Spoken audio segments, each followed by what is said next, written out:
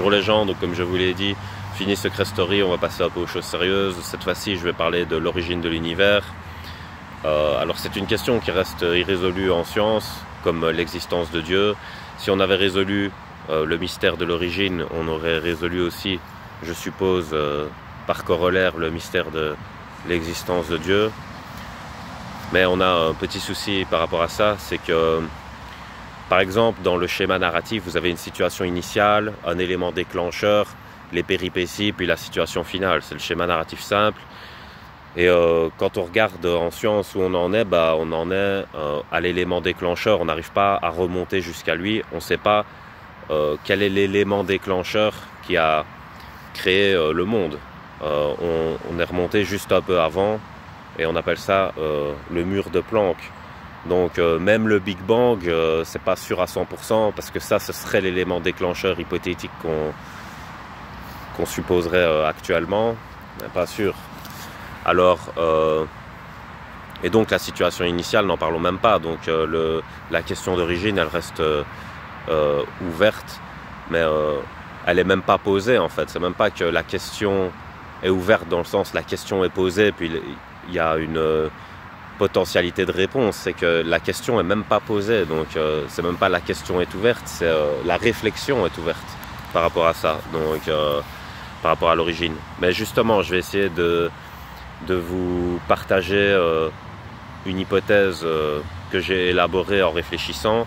En fait, quand je regarde la géométrie, il y a quelque chose, je regardais la géométrie, il y a quelque chose qui m'est apparu comme assez révélateur, on va dire, c'est que quand on a un point d'origine, donc vous posez votre crayon sur la feuille, et puis vous tracez n'importe quelle forme.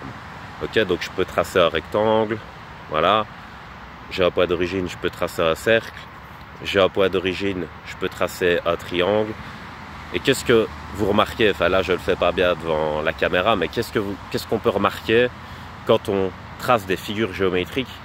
C'est-à-dire qu'on architecture l'environnement. D'ailleurs, les architectes, c'est ce qu'ils font. Ils utilisent la géométrie et c'est fait de manière métaphysique. Et les maçons, ils vont devoir reproduire cette métaphysique dans la physique. Et donc, qu'est-ce qui se passe avec cette géométrie? C'est que le point d'origine est toujours le même que le point final. C'est-à-dire que l'origine et la fin sont à la même situation géographique. Et c'est d'ailleurs pour ça que c'est impressionnant de se dire que quand on regarde le ciel, en fait, on regarde le passé. Parce que finalement, c'est peut-être là d'où on vient, mais c'est peut-être là aussi où on va retourner.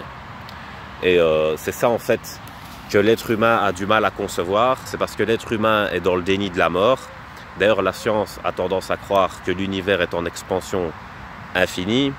Alors que oui, l'univers est actuellement en expansion. Mais est-ce que cela veut dire qu'il est en expansion à l'infini? D'ailleurs, dans le film Mr. Nobody, il parle du Big Crunch, et le Big Crunch, ce serait le manque d'énergie cinétique des planètes, des étoiles, qui amènerait à un effondrement de l'univers sur lui-même, c'est-à-dire que la force gravitationnelle deviendrait plus forte que l'énergie cinétique, et c'est ce qui arrive dans les étoiles aussi, et donc l'univers s'effondrerait sur lui-même pour revenir en un seul point de singularité. Et ça veut dire que en fait l'origine et la fin sont la même chose. Et en fait, quand on regarde par rapport à la naissance, c'est quelque chose que j'avais vu, mais je sais pas l'auteur, désolé. En tout cas, c'est pas de moi, mais je reprends l'idée parce que je converge avec, en fait. C'est que la mère, elle fait pas que donner la naissance quand elle accouche. Elle donne aussi la mort. La mère, elle donne la naissance et la mort. Parce que tout ce qui vient au monde va mourir. D'accord? Et j'ai écrit cette phrase-là. Quand la vie prend vie, la mort prend mort. Ça veut dire la mort meurt. Quand la vie meurt, quand la vie prend mort, la mort prend vie. La mort vit. Et vous voyez, c'est une équation comme ça. C'est-à-dire la vie et la mort sont des contraires. Et on peut les utiliser en plus et moins de manière... dans les équations, dans les formules, quoi. Et ça, je trouve que c'est intéressant parce que ça change notre perception. Parce que si on ne voit que l'origine vers l'infini, on n'arrive pas à concevoir l'indétermination. Parce que si on met l'origine et la fin sur le même point, ça crée une profonde indétermination de l'origine. Parce que, en fait, n'a d'origine que ce qui a une histoire. Et si on regarde la notion d'origine séparée de la fin, c'est-à-dire qu'on prend l'origine toute seule, elle porte en elle-même la notion d'histoire. Et donc, il y a un paradoxe avec elle-même, dans le sens où le début, en fait,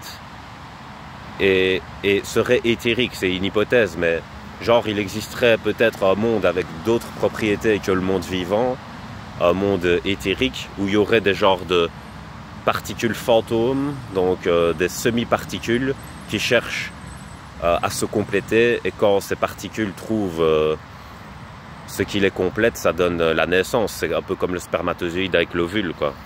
Et donc, s'il n'y en a qu'un des deux, il n'y a pas de naissance, et donc il n'y a pas la vie qui est donnée.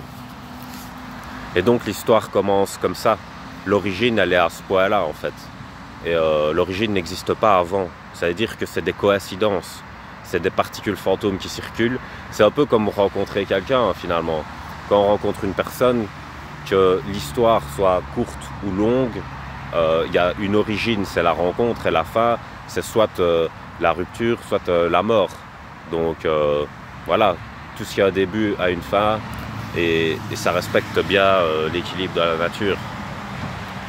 Et donc, ce qui pose vraiment question, c'est ce qui déclenche, en fait, dans la science. Parce que c'est comme si, voilà, c'est là où Dieu intervient pour les religieux, c'est que Dieu, il est l'élément déclencheur, c'est-à-dire que c'est lui qui donne la force d'incarnation. Mais il y a encore cette question, c'est d'où vient Dieu? Et puis le fait de personnifier Dieu, ça veut dire que Dieu a une histoire. Mais si Dieu a une histoire, il n'est pas éternel. Parce que le propre même de l'histoire, c'est le contraire de l'éternité. L'éternité n'a pas d'histoire. Dans l'éternité coexistent tous les temps. Dans l'histoire, les temps meurent. Donc les temps doivent être en vie pour mourir. Or, le temps, dans l'éternité, il est déjà mort. Il n'y a pas de temps, il n'est pas vivant dans l'éternité. Donc quand on personnifie Dieu, Dieu il devrait avoir tous les âges. Et c'est ça qui est paradoxal, c'est-à-dire que Dieu il devrait avoir autant 6 ans que 95 ans. Non, c'est parce qu'on imagine toujours Dieu comme un barbu dans les nuages. En fait, on essaye de de représenter Dieu comme l'être humain à son zénith de sagesse. C'est-à-dire, on représente souvent Dieu comme je sais pas moi, un sage, quoi. Mais c'est encore une illusion, parce que la sagesse d'un sage, c'est à un moment T de son existence, mais il a été petit, et puis il va mourir aussi. Donc, si on est cohérent, quand on veut personnifier Dieu, il faut le mettre à tous les temps, et ça devient paradoxal, parce que si on le met à tous les temps, on commence à séquencer le temps, et le temps ne se séquence que dans l'histoire, et donc dans la vie. Et dans l'éternité, il n'y a pas de séquençage, il n'y a pas d'histoire. C'est éthérique, c'est éternel, quoi. Et donc, il y a une circulation éternelle de coïncidences, et quand il y a une rencontre entre contraires, là, il y a une vie, il y a une histoire qui se forme, et il y a une structure dans la matière. Bon, c'est une hypothèse, hein, mais c'est bon de creuser. Je dis pas que j'y suis arrivé, mais je cherche, en tout cas. Et je pense qu'il y a un chemin qui vient de se découvrir, un peu comme la porte qui mène à Narnia, c'est-à-dire de revoir notre concept, enfin notre vision, pardon, de l'origine, qu'on essaye de dissocier de la fin, en fait. Alors que si on regarde la géométrie, comme je vous ai dit, l'origine et la fin, ce sont le même point. Et là, ça change notre perception. Parce qu'on voit que l'histoire, c'est propre à la vie, et qu'il n'y a pas d'histoire dans la mort. Et voilà, si j'ai quelque chose d'autre à dire là-dessus, bah, je referai une vidéo, parce que c'est quand même un sujet compliqué. C'est normal que j'oublie des trucs quand je suis en mode spontané. En tout cas, j'espère que cette approche vous aura plu, et que ça vous permettra à vous d'ouvrir des nouvelles pistes. Voilà, donc je vais laisser sur ça. Passez une bonne soirée.